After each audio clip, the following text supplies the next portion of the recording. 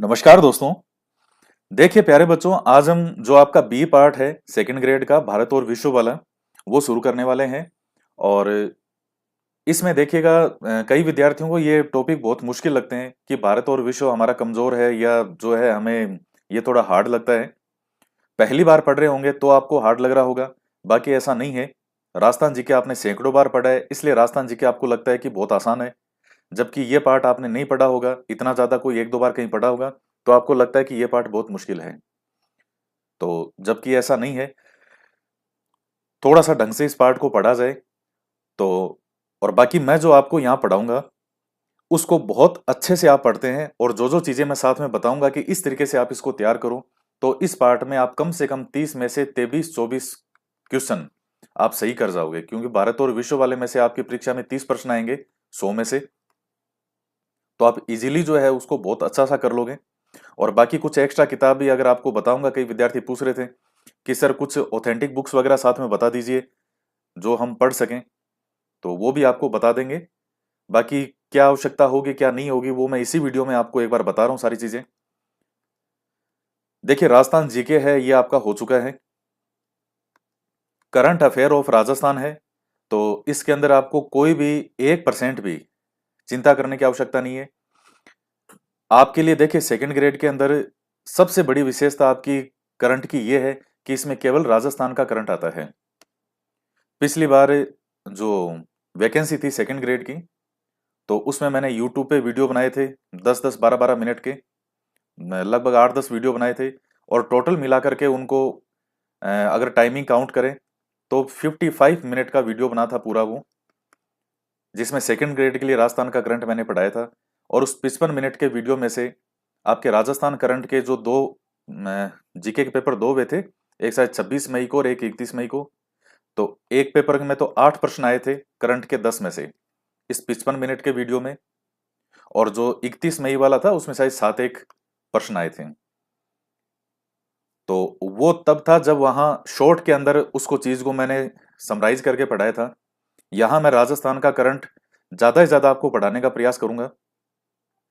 तो इसलिए आपको मैं फिर से कह रहा हूं, राजस्थान करंट में आपको कोई टेंशन लेने की आवश्यकता नहीं है। 10 में से 8 प्रश्न आप 7-8 प्रश्न तक आप आराम से सही कर जाओगे। बस उसके साथ करना ये है कि कोई भी मंथली मैगजीन जो है, चूंकि फैक्ट तो खूब होते हैं, हल्के फुल्के फैक्ट भी बहुत होते हैं, तो एक आप वो कोई भी मंथली मैगजीन 10-15 रुपए की कोई भी मंथली मैगजीन आती हो करंट की, उसमें सिर्फ राजस्थान का करंट आपको पढ़ना है। और ये सेकंड ग्रेड के एग्जाम में सबसे अच्छी बात मुझे लगती है कि आपको सिर्फ इन्होंने राजस्थान का करंट दिया है। और महीने का राजस्थान का करंट कोई बहुत ज्यादा नहीं होता है। 30 दिनों का राजस्थान का करंट कितना होगा, बहुत ही कम होता है। तो 7 से 8 महीने का करंट पढ़ना होता है एग्जाम से पहले का। एग्जाम जब भी हो उससे पहले 7 से 8 महीने का जो है वो करंट होना चाहिए। 80% जो करंट है वो तो 6 महीने तक का होता है। बाकी 1-2 महीने पहले और मान करके चलते हैं कि चलो ठीक है 7-8 महीने का करंट कर लो। तो इसकी कोई चिंता करने की आपको आवश्यकता नहीं है। अब है general knowledge of world and India.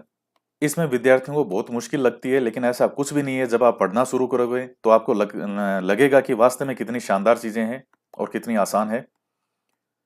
तो इसमें एक तो देखिए भारत और विश्व का जो जीके है, इसमें आज हम पढ़ेंगे यहां से संविधान वाला पोर्शन पहले पढ़ेंगे। और इसमें क्या क्या पढ़ना है वो चीजें मैं आपको बता देता हूं।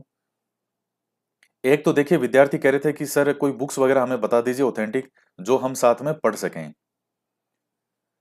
देखिए मेरी ओर से अगर मैं बताऊं तो यहां जो मैं आपको वीडियो बनाऊंगा, वीडियोस के साथ में जो नोट्स मैं आपको लिख के दे रहा हूं साथ में, ये दोनों चीजें आप बहुत अच्छे से करते हैं।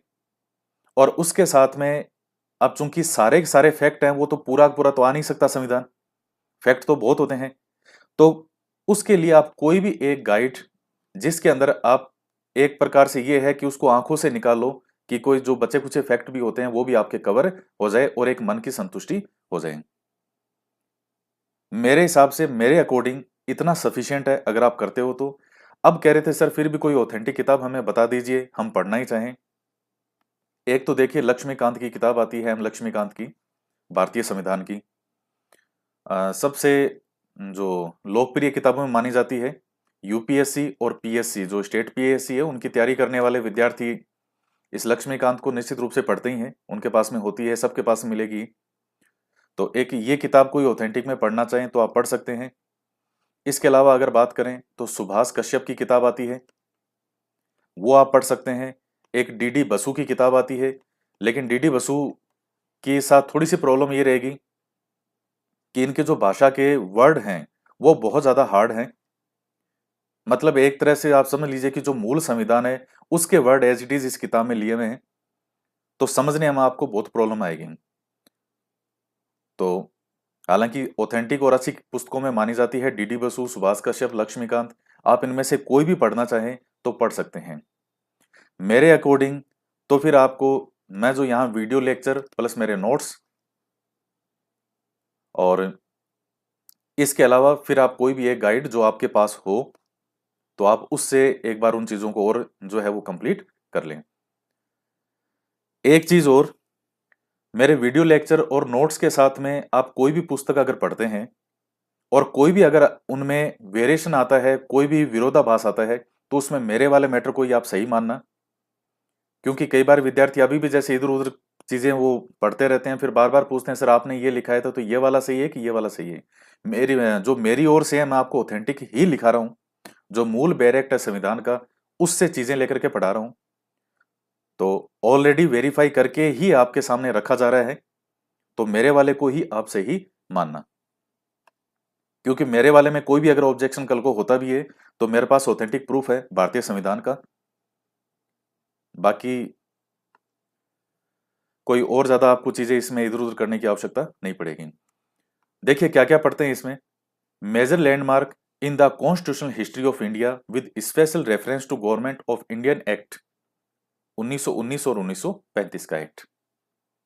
तो इसमें जो भारतीय संविधान है उसका इतिहास से लेकर के, यानी जब से भारतीय संविधान की निर्माण प्रक्रिया शुरू कब होती है, तो वैसे तो देखा जाए तो 1773 का जो रेगुलेटिंग एक्ट है वहां से शुरू माना जाता है, लेकिन 1600 में ईस्ट इंडिया कंपनी की स्थापना हुई और उसके साथ ही एक तरह से माना जाता है कि कानून निर्माण की प्रक्रिया तो शुरू हो गई थी ईस्ट इंडिया कंपनी की स्थापना के साथ ही।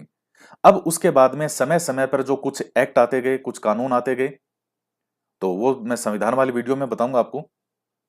तो इसमें जो मेन मेन एक्ट हैं वो हमें पढ़ने होंगे। जैसे 1773 का आता है रेगुलेटिंग एक्ट, फिर जैसे 1784 का आएगा पिट्स इंडिया एक्ट आता है, 1793 का चार्टर एक्ट आएगा, 1813 वाला पढ़ना है, 1833 वाला पढ़ना है और 1853 वाला पढ़ना है, जो कि 1857 से क्रांति की पहले वाले हैं।